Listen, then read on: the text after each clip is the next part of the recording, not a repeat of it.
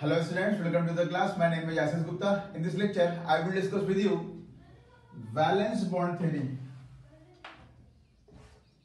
First part of that. So let me start.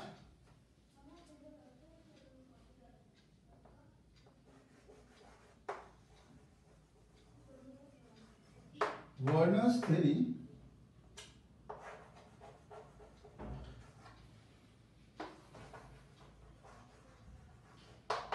failed to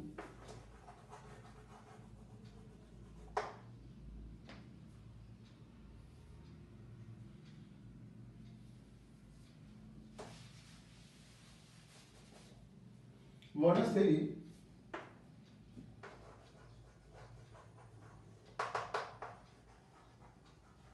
didn't have a strong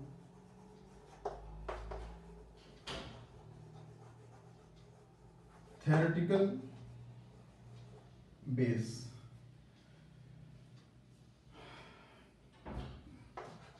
To support what it state. Werner theory में जो कुछ लिखा गया है उसको सपोर्ट करने के लिए वर्नर के पास कोई थ्योरेटिकल बेसिस नहीं था, right?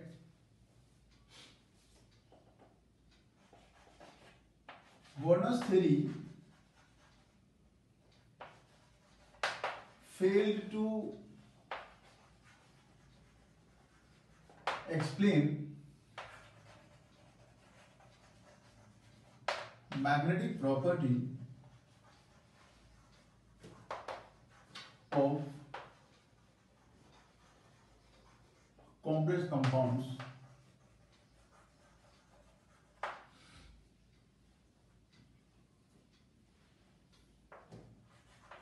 to overcome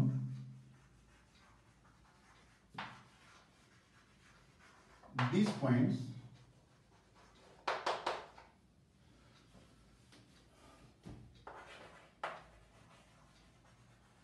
Valence bond theory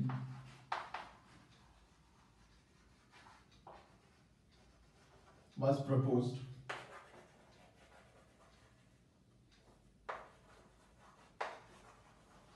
for complex compounds.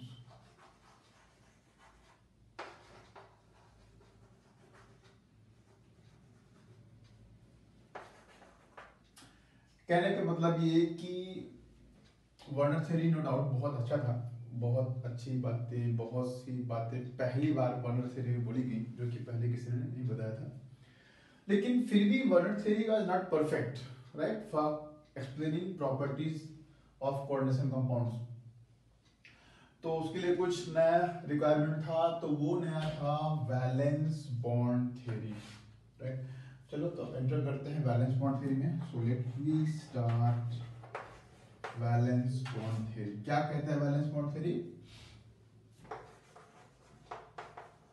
According to VBT, a central metal ion or atom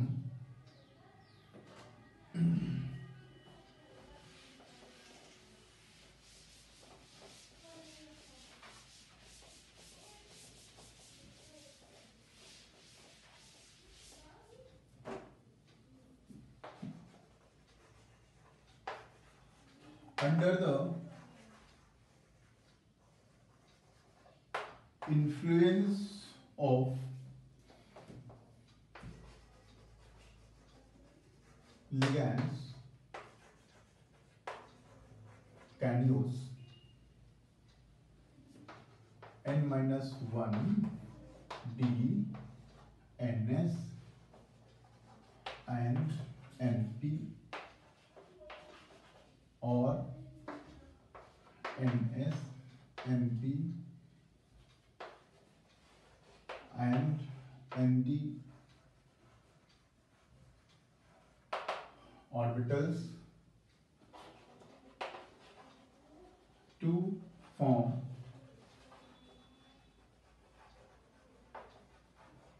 hybridized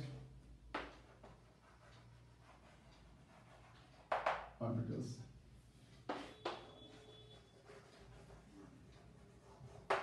Hybrid orbitals don't exist actually,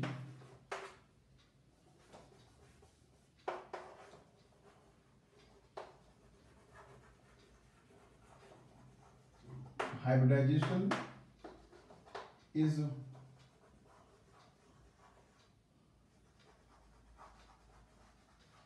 mathematical manipulation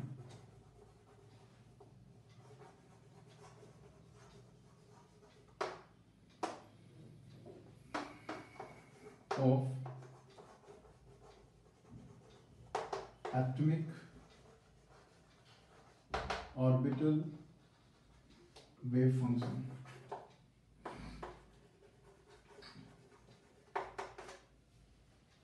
चलो देखते हैं what VBT says. According to VBT, a central metal ion or atom under the influence of ligands can use जिस central metal atom या कि ion पे ligands का influence होता है वो सेंट्रल मेटल एटम या कि आयन यूज कर सकता है क्या N-1D, NS एंड NP, या तो ये यूज कर ले.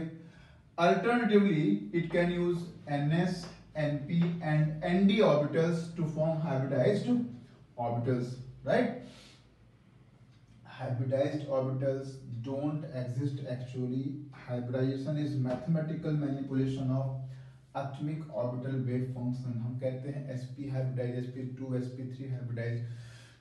तो इस तरह से sp3 hybridized orbitals या sp2 hybridized orbitals या हम कुछ भी कहें तो वो ऑर्बिटल एक्चुअल में एग्जिस्ट नहीं करता, वो मैथमेटिकल मैनिपुलेशन है किसका, एटॉमिक ऑर्बिटल वेव फंक्शन का, right. So central metal atom और ion can use N-1D, NS and NP, या कि फिर it can use NS, NP and ND orbitals to form hybridized orbitals. These hybridized orbitals have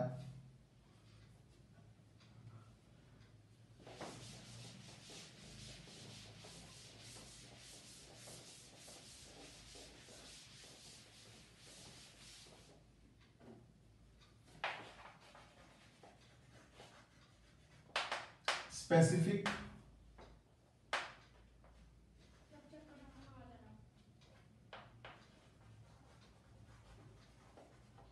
orientation.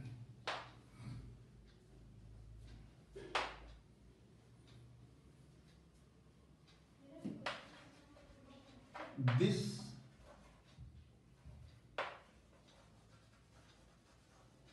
orientation gives a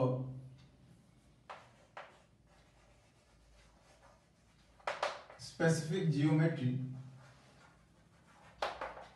to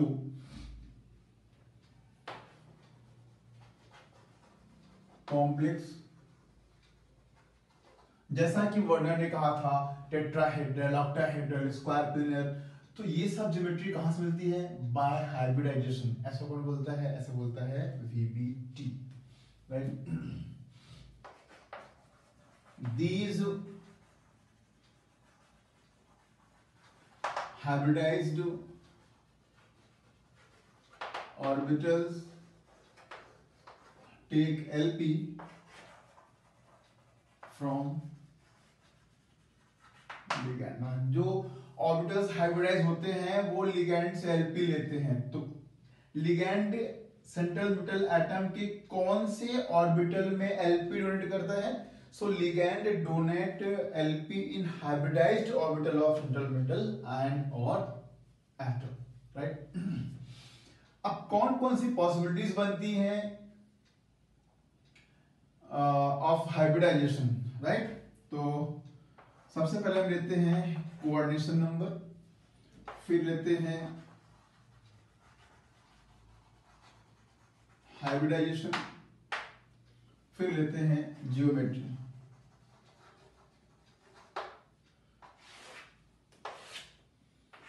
अगर coordination number 6 है तब तो हमारे पास दो पॉसिबिलिटी बनती है, D2sp3। कैसे? n-1 है, अगर D n-1 है तो D पहले लिखना है, मतलब ये n-1D है, राइट। फिर बाद में लिखा है S, मतलब ns। फॉर एग्जाम्पल अगर ये 4 पीरियड की बात कर रहे हैं तो ये है 3D, ये है 4s, ये है 4p। फोर्थ पीरियड की बात कर रहे हैं तो 4 - 1 3D, 4s 4p। ये पॉसिबिलिटी बनती है कब? जब कोऑर्डिनेशन नंबर 6 है तब। सेकंड पॉसिबिलिटी कौन सी बनती है?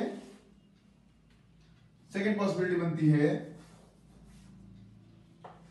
sp3d2, मतलब एलिमेंट 4 पीरियड का है तो 4s 4p और 4d यूज किया ऑर्बिटल्स, राइट। ये दो पॉसिबिलिटी कब बनती है?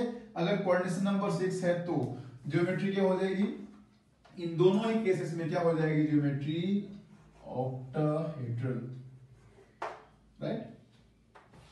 दूसरी पॉसिबिलिटी चेक करते हैं। मान लीजिए ज्योमेट्री कोऑर्डिनेशन नंबर है 5, राइट, तो पॉसिबिलिटी बनती है sp3d या फिर dsp3।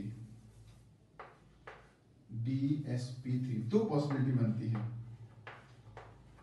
एग्जांपल के लिए 4s 4p 4d, d पहले आ गया तो 3d 4s 4p, राइट। इन दोनों ही केस में क्या होगा? ज्योमेट्री ट्राइगोनल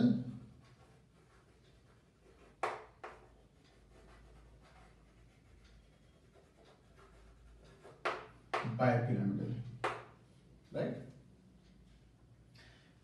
और पॉसिबिलिटी क्या हो सकती है? कोऑर्डिनेशन नंबर 4, तो इसमें एक पॉसिबिलिटी है sp3 की कि सेंट्रल एटम जो है, सेंट्रल मेटल आयन या सेंट्रल मेटल एटम, वो है sp3 हाइब्रिडाइज्ड, राइट। तब क्या बन जाएगा? ये बन जाएगा टेट्राहेड्रल। अगर सेंट्रल एटम sp3 हाइब्रिडाइज्ड है तो ज्योमेट्री हो जाएगा टेट्राहेड्रल। एक पॉसिबिलिटी बाकी रहती है।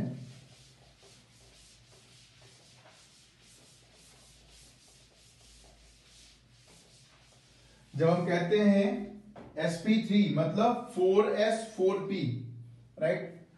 चलो अब एक लास्ट पॉसिबिलिटी के लेते हैं, कोऑर्डिनेशन नंबर